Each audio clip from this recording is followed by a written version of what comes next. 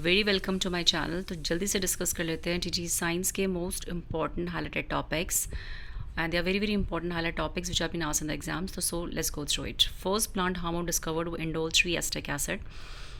ये जो जितने भी इंपॉर्टेंट पॉइंट्स हैं ये प्लांट हार्मोन से हैं और मैंने सारे मिक्स कुछ इंपॉर्टेंट जो पॉइंट्स हैं वो लिए हैं यहाँ पे। तो हार्मोन्स जो मदद करते हैं स्टेम इलॉन्गेशन में, ऑक्सिन्स होता है जो स्टेम की इलॉन्गेशन में मदद करता है।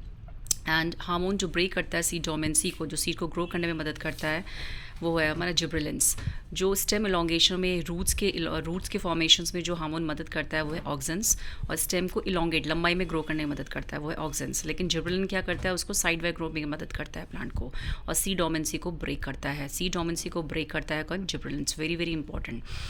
नाउ एनारोबिक रेस्पिरेशन में जब ईस्ट में होता है तो क्या क्या फॉर्म होता है? इथेनॉल, CO2 एंड ATP का प्रोडक्शन होता है। और एनारोबिक रेस्पिरेशन जब मसल्स में होता है तो उसमें लैक्टिक एसिड बनता है, इन मसल्स में प्रोड्यूस होता है लैक्टिक एसिड, जो बाद में हमें पेन करता है। उसी लैक्टिक एसिड की वजह से हमको पेन फील होता है। तो ये एनारोबिक रेस्पिरेशन जो होता है मोस्टली किस में होता है? साइटोप्लाज्म में होता है। और एरोबिक रेस्पिरेशन दोनों में होता है, साइटोप्लाज्म में भी और माइटोकॉन्ड्रिया में भी। It's very very important. कई बार पूछ लिया जाता है कितने ATPs फॉर्म होते हैं, तो total 36 to 38 ATPs are form in aerobic respirations. और जो हमारी एरोबिक रेस्पिरेशंस होती है, जो क्रेब्स साइकिल पूरी चलती है, वो हमारी किस में चलती है? दोनों में, साइटोप्लाज्म में भी और माइटोकॉन्ड्रिया में भी। नाउ कॉन्वेक्स लेंस की focal length very very important, positive होती है, और मैग्नीफिकेशन इसका पॉजिटिव भी हो सकता है, नेगेटिव भी हो सकता है। तो कॉन्वेक्स लेंस का जो फोकल लेंथ होती है वो पॉजिटिव होती है, और मैग्नीफिकेशन उसका पॉजिटिव भी होता है, नेगेटिव भी होता है। कॉन्केव लेंस की फोकल लेंथ क्या होती है? नेगेटिव होती है। एंड मैग्नीफिकेशन इसका क्या होता है? पॉजिटिव होता है, और हमेशा लेस देन 1 होता है।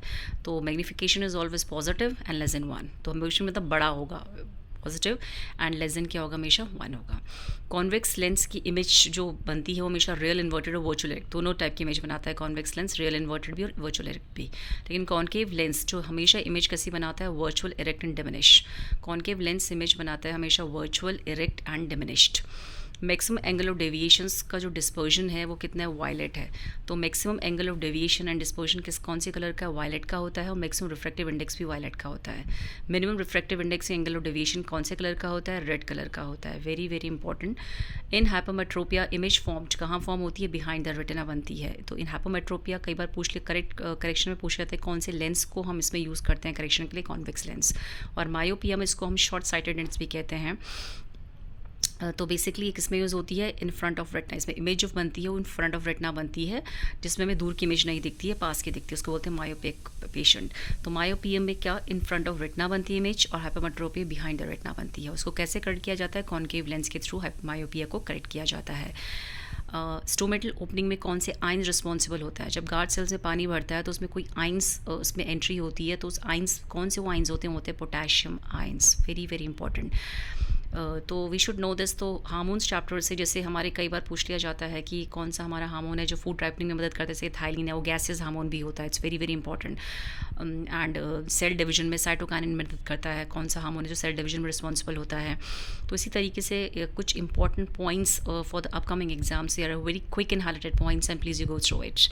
And if you want more videos from me like this, please you write in the comment box. Thank you.